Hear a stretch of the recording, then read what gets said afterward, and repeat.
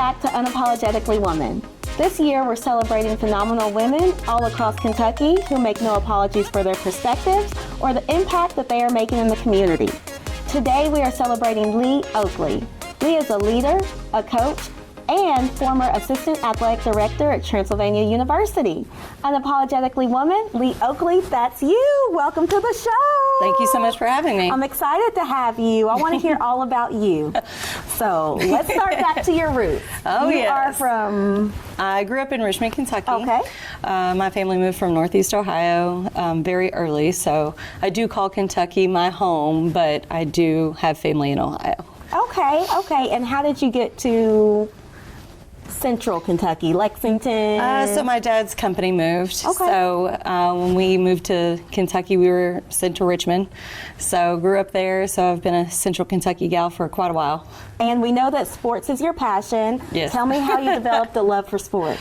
Again, Northeast Ohio family, you kind of grew up a Cleveland fan. You're immersed in it as you were born. So I was on the softball field my dad coached. So I was there at 4 or 5 years old, a little bat girl, getting yelled at for being on the field too early. So I just fell in love with sports. And when we moved to Kentucky, it was interesting because we did not have fast pitch softball in Kentucky. So we had to learn a new sport of slow pitch. My dad continued playing, and I just picked up where he left off.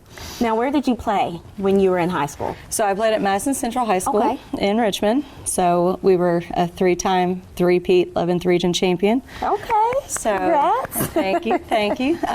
So yeah, it was a great experience to win. We were the first team to ever do it in the 11th region. So that was crazy. It was an awesome ride. Had some amazing teammates. Still talk to a few today. So it was a great experience. And did you use that to get to college? Like, was that a softball scholarship? That was always a dream of mine. In '96 when the Olympic Games were in Atlanta, softball was the first time in the Olympics, and just fell in love with I could possibly do something like that. So I strove to do the best I could in school to try to get a college scholarship, and I was very fortunate that I did. I got a scholarship to Lindsey Wilson College in Columbia, Kentucky. So I had a couple offers, which was always nice to know more people wanted you. Have options. And so I think that kind of helped me understand what I needed to do and where I wanted to go. Again, an amazing experience. I don't think I would trade that experience for anything in the world. You find yourself in college, and that's what made me fall in love with the college game. 18 to 22 years old, you think you're an adult. You definitely are not. But my friends and teammates, made the experience. We definitely were the little child in the conference, and we fought to be top. So we were back-to-back conference champs, 04-05. So it was again another amazing experience. And listen, being a college athlete is no easy feat. What do you think that it took to get there, and not only get there but stay there? Oh gosh, so the game is completely different now. So when I was in school, I had to send VHS tapes out to college scouts and say, here, look at me. Now we have the internet. They can press a button and you can watch 5 games in a row.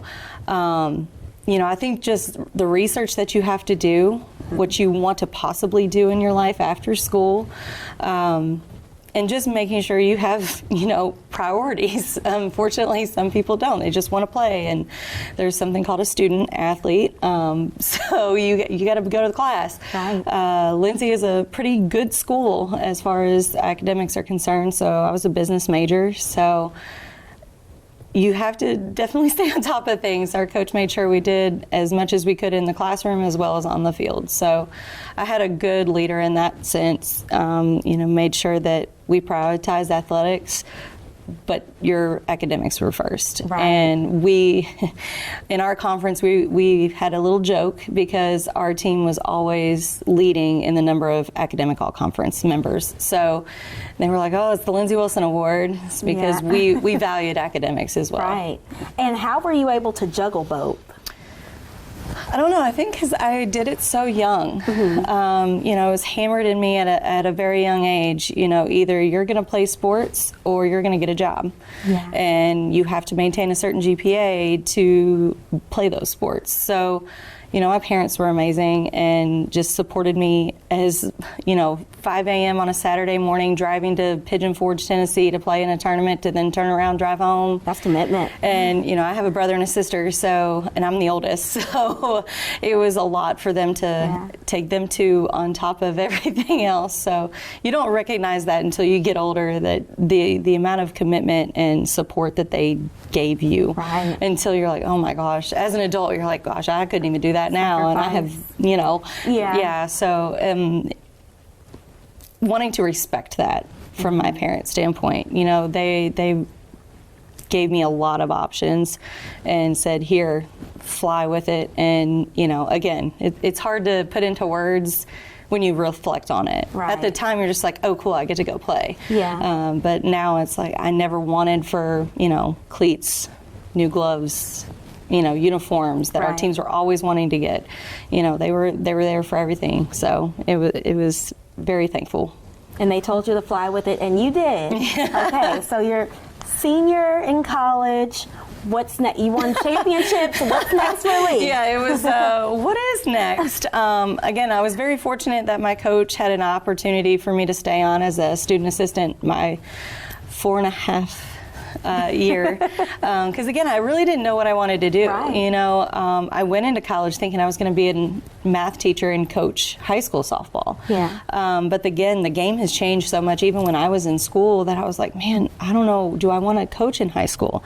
Because again, my experience in college was so tremendous from a standpoint of building who I am that I said, I want to try to give that back. So I stayed on as an student assistant coach and fell in love with the college game. And when I went to graduate in December, my coach said, hey, I have a buddy that's coaching up at Midway College. Again, staying in Central Kentucky, you know, I had heard of it. And I was like, I know it's an all-girls school, was then at the time. And I was like, oh, okay, well, so I called Todd Short and we had a 2-hour conversation. And I said, okay, like, we're going to mesh well. We're going to try to conquer the world, you know, that type of thing. So went to Midway and I got 3 jobs in one day. My mom was like, are you okay? And I was like, I don't know. So I worked at the school in another capacity on top of coaching. And then within 3 years, I was the head softball coach. So leading my own kids and trying to take them to, you know, and enjoy their experience as much as I did. And that was a big deal. So what were the biggest challenges you faced with that, and especially being at an all-girls school? There were multiple, but I think the biggest for me to overcome early on was my age. You know, You were young. I was about a year older than our seniors. Right. So, but I try to turn that into a positive. You know, I went one-on-one with them and was like, I get it. I was just there. Yeah. So the being able to communicate with that and be on their level was something I think they were lacking a little bit. Right. So, because it's hard when you have a male coach trying to tell you what to do, and you're just having one of those days. So, I think that was one of the hardest things I had to overcome immediately. Eventually, you know, again, I was young. I was a young coach, and, you know, there's a lot of people in this area that have been in these programs for a very long time. Right. They're still at these programs. So, I don't want to say good old boy club, but, you know, I had to break that barrier down a little bit too and make my voice heard on multiple occasions. So I got a reputation a little bit around the conference a little bit, but, you know, I'm going to stick up for my kids make sure what's going on. So I don't think I had any problems with that. But again, at an all-girls school, that was hard. Trying to sell, you know, the program, and everybody wants to go to a co-ed school, and you know, but we were very fortunate that Midway is right outside of Lexington, Kentucky, so that wasn't that hard of a sell for a lot of them. But you know, there's a fit, and you have to find that fit. And I think I pretty much got student athletes that were similar to me. just as outspoken, just as hungry to play and want to win. And that can be hard in itself. Oh, it made for some interesting practice days and some interesting moments in games. But, again, I want to make sure that, Midway was, empowering women as leaders. Right. And that was the biggest thing for me, is that when they left me, you were able to stand up for yourself. Yeah. You can go forward and make that way. You don't have to be the first woman, but that doesn't mean that you are not making waves yourself. Right. I think that's the biggest thing for me when I look at the group of girls that are now amazing women in their own right, mothers. I've had ones join the armed forces, and, just seeing what they've become, it has been such a joy for me. That is amazing. And you weren't only just a coach. Now, let's talk about your other two positions there. So I was a resident director of one of the residence halls, and then I was also the director of student life, turned into residence life and first year experience later on. So that's how we first met. Yes, so that was an amazing experience to try to, then lead other people on top of student athletes, but also colleagues and things like that. So it was an amazing learning experience. Juggling for three sure. positions at one place had to be difficult.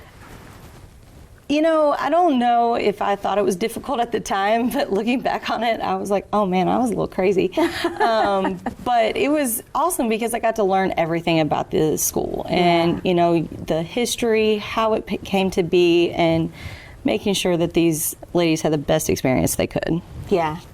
And those ladies moved on. What was next for Leigh?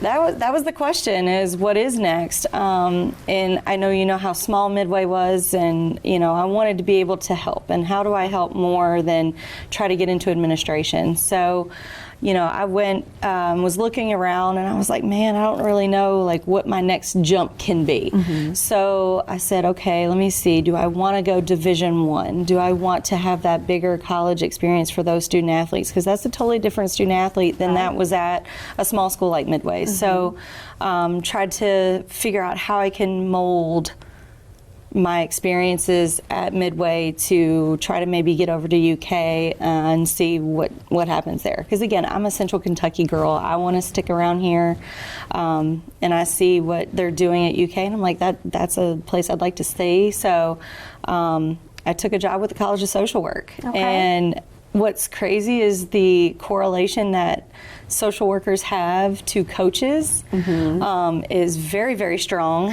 And sometimes I think coaches deserve an honorary social work degree. Oh, yeah. Because you have to be a therapist, you have to be a motivator, and all of these things rolled into one, that social work, And the first week on the job, I was like, man, this is insane. I can relate to all of these things, that these students are going through trying to get that degree. And that was a great experience too, because I got to see so many good things that the university was doing and trying to do. And the current dean there, Jay Miller, is doing a fantastic job there. And I got to know him while I was there. He was an associate professor, so I'm glad that he's stuck around and leading that college right now. Yeah, and just having relationships with people from all different backgrounds. Oh gosh, What is the biggest thing you got out of that? Oh, there were student athletes in the mix too, so I got to see those students on a daily basis on their check-ins, and I was glad to see they went to class. And then you just meet all walks of life, and they all want what's better for the community, and that's right. What I was like. I took away having such a fantastic experience there, and glad to see that it's still thriving and even moving forward from where we were. Yeah.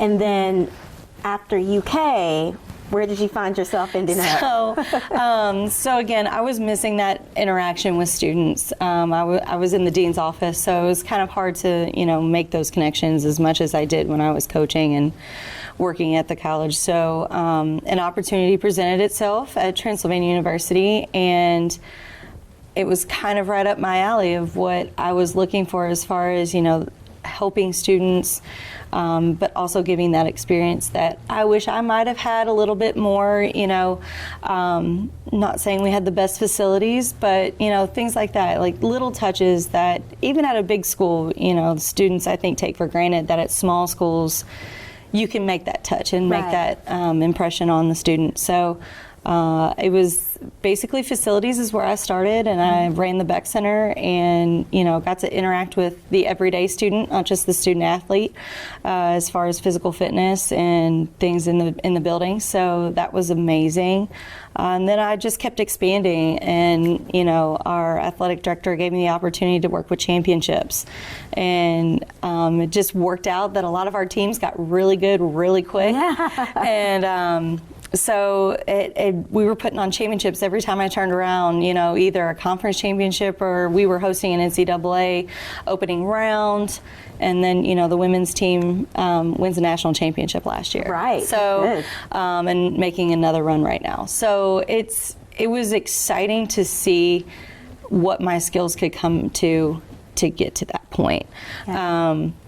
Student athletes and the mentoring piece, that's obviously been something that brought me back to college athletics, and I still talk to quite a few of them and want to see them do well in school and in life. And it's always cool to see somebody that has graduated moving on and doing amazing things, like going to med school and crushing it there, and then turning around and seeing a dentist, and it's an amazing experience. And you've made a lasting impact on these students, and that grow up to be these amazing women. And I think you're the perfect example of how life isn't just linear. Sometimes you have to go in different directions to get to this point, which leads me to our final question. If you could give any piece of advice to young girls looking up to you and wanting to do what you've done, what would that be? Just keep pushing. I think I pushed the boundaries on a lot of things. Everywhere I've been, I've questioned. Asking questions is a dangerous thing sometimes, but that's the only way we're going to learn. Right. And I hope that all the student athletes, from when I coached to, when I was just at Transylvania, I hope they look at me and say, okay, that's how she got things done. Right. Is, pushing, not really pushing the envelope to the point that it's overboard, but you have to almost get to that precipice of saying, okay, enough's enough. How can we better ourselves to make this better for everyone else? Right. I love that. Thank you so much for being on our show. Thank you for having me. You heard Leigh. Just keep pushing and do not be afraid to ask questions. Join us next time on Unapologetically Woman.